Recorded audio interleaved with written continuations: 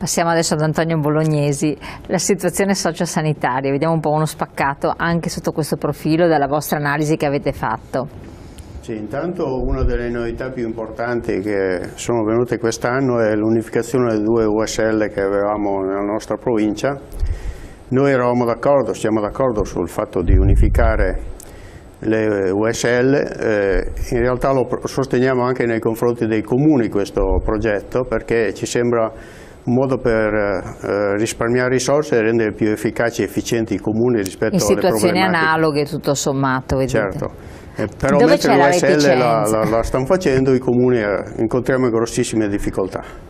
La reticenza dove sta? In chi amministra, nei cittadini? Perché tante volte abbiamo affrontato questo tema e i cittadini sono i primi a volersi opporre, a unirsi perché dicono che hanno problemi diversi, insomma c'è un particolarismo molto molto spinto a volte. Sì, c'è un collegamento fra le due cose, perché in realtà da una parte dei cittadini ci sono forme di campanilismo estreme che sì, non sono più adeguate alla realtà, perché il mondo sta cambiando rapidamente, quindi parliamo di Europa, non stiamo più parlando di paesi isolati di 100 anni fa.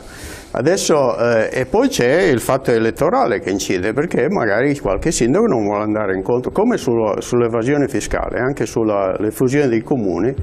L'idea di avere il consenso elettorale pesa negativamente sul fatto di fare dei progetti, quindi la necessità invece di avere una politica attiva, che promuova, che sia di stimolo, che sia di iniziativa, diciamo.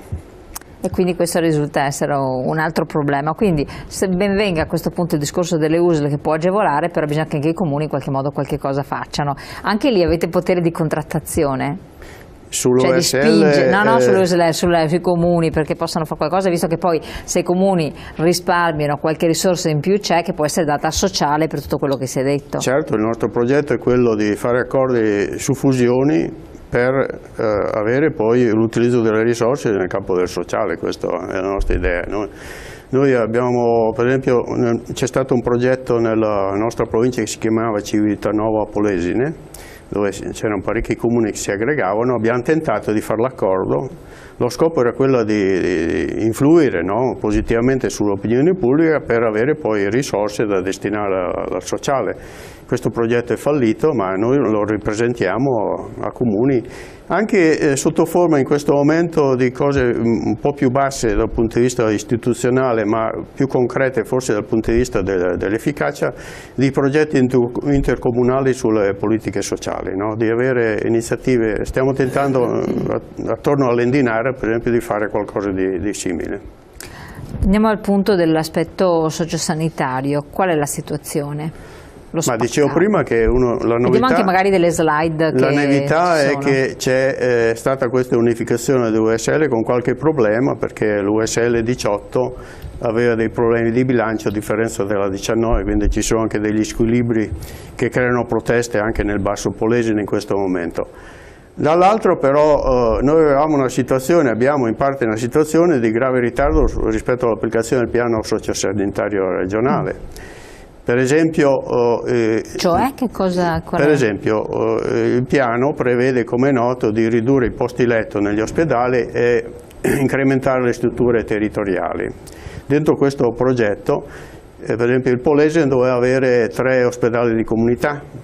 L'anno scorso non esisteva assolutamente nulla nella nostra provincia. Nel 2006, a fine 2006 è partita la struttura di 300, però a Rovigo e Adria non c'è nessun indizio che si vada avanti con questo progetto. Noi rivendichiamo il fatto che si faccia anche a Rovigo e Adria gli ospedali di comunità, per esempio. Lo stesso si può dire... Che poi, parentesi, tanti ci hanno scritto, per telespettatori, dei messaggi dicendo: parlate di questi ospedali di comunità, dove sono? Questo è un altro problema, perché effettivamente non ce ne sono. Voi lamentate, ma non ce ne sono neanche in altre città. È stato avviato a 300, per esempio, 29 posti, ma altrettanti posti, una trentina dovevano essere sia a Rovigo che a Adria, quindi deve essere una dimensione superiore agli 80 posti in tutta la provincia.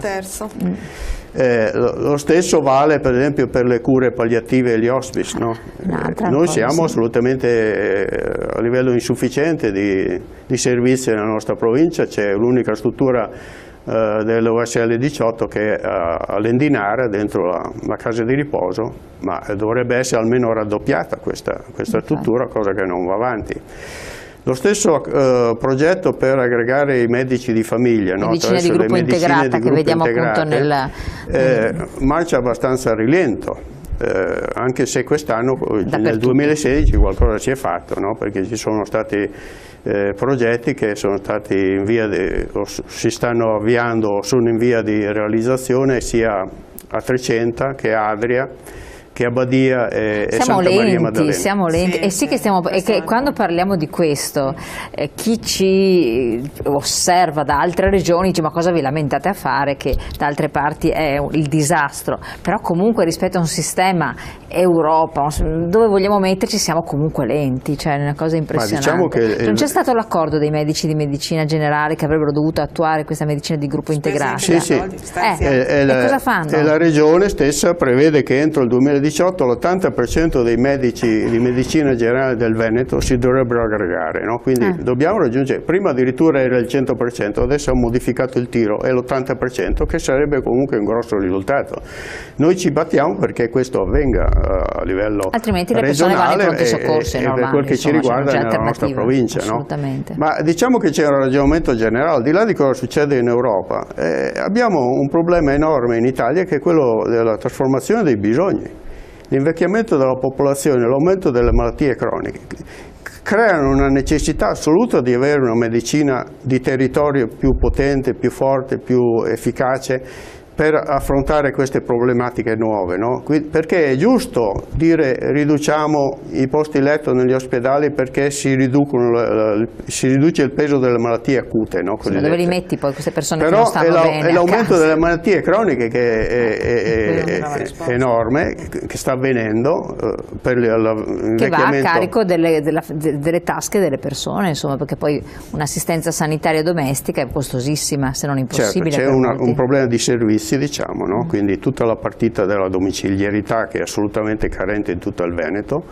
Le strutture residenziali, è stato detto prima, no, i problemi che ci sono, perché le impegnative di residenzialità sono ferme a 10 anni fa, mentre gli anziani stanno aumentando, quindi ci sarebbe bisogno almeno di adeguare l'aumento dei bisogni rispetto. Noi abbiamo una lista attesa attorno agli 800 persone che chiedono ricoveri e chiedono anche e soprattutto poi assistenza domiciliare che non è adeguata rispetto, e chiedono centri diurni che non abbiamo nella nostra provincia. Tutti questi punti, no, sono importanti, ma dicevo prima c'è una necessità di adeguare la sanità nel suo complesso. Assolutamente. Incontro con sindaco, nella slide che vediamo sul futuro dell'IRAS, ovvero che cos'è? Questo dei risultati ottenuti. L'anno scorso c'era l'IRAS che doveva essere commissariata, non era ancora stata commissariata. È un IPAB, perfetto. Non era ancora stata commissariata, c'era una crisi per problemi di bilancio che perdura del resto. Però c'era la scelta del sindaco di rinnovare il consiglio di amministrazione oppure di nominare un commissario. Diciamo che siamo andati a nome della CGIL, assieme alla funzione pubblica, in questo incontro, sostenendo che il problema principale era la capacità, le qualità della persona che doveva essere nominata, e quindi noi eravamo assolutamente anche d'accordo sul commissario. Quindi, vabbè, quindi l'importante è avere una persona competente. Perfetto. Questo avevamo detto. Pochi secondi di chiusura, siamo già giunti al termine. Sì, no, allora io volevo dire che il ripartito lo anticipiamo ai telespettatori, poi faremo una puntata dopo appena si svilupperà questo tavolo. È ripartito il tavolo sulla previdenza, che ha due obiettivi. Il primo è che si chiuderà, diciamo, la prima parte, perché l'accordo del 28 di settembre, che ha trovato diciamo, contenuto e soldi nella legge di bilancio di fine anno, ha però bisogno di decreti attuativi. Questi decreti attuativi si sta lavorando per farlo, perché per esempio sui precoci, sull'EPE sociale, bisogna definire bene la platea. Si sta lavorando su questo, il 1° di marzo dovremmo avere le condizioni per far partire anche questi due pezzi.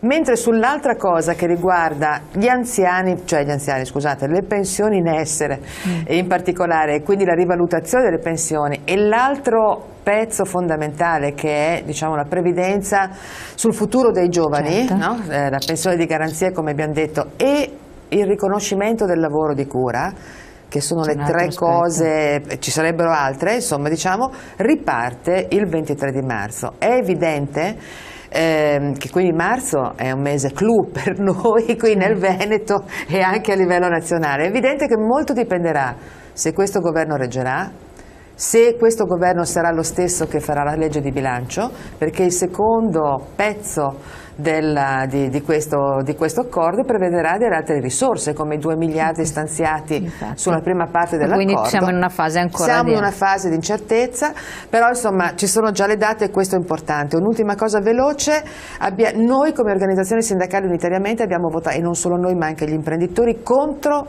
il bilancio dell'INPS. Lo voglio dire pubblicamente perché Boeri ha presentato un bilancio che prevede 7 miliardi e mezzo di disavanzo.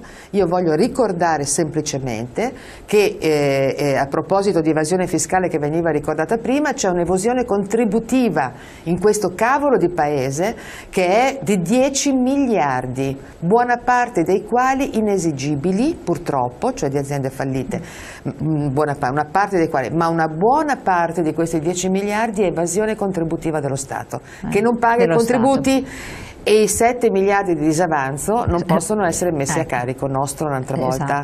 Quindi noi abbiamo votato contro e ci sarà un po' di conflitto, anche lì lo preannuncio perché ne parleremo, questo è un argomento interessantissimo. Bene. Io vi ringrazio di essere stati qui con noi, grazie ai nostri telespettatori. Voi come sempre chiamateci, chiamate le sedi dello SPCGL, c'è tutte le sedi provinciali negli orari d'ufficio, scriveteci le mail, noi le risposte le inoltriamo alla segreteria dello SPCGL e poi seguite lo SPCGL come sempre ogni martedì dalle 21 alle 21:15 con l'anteprima dove c'è Maria Pissorello che vi dice quali sono i problemi per le pensioni, per recuperare dei soldini che male non fanno, quindi facendovele verificare dagli sportelli che sono sul territorio. Grazie ancora, buon proseguimento. Grazie, arrivederci. Grazie.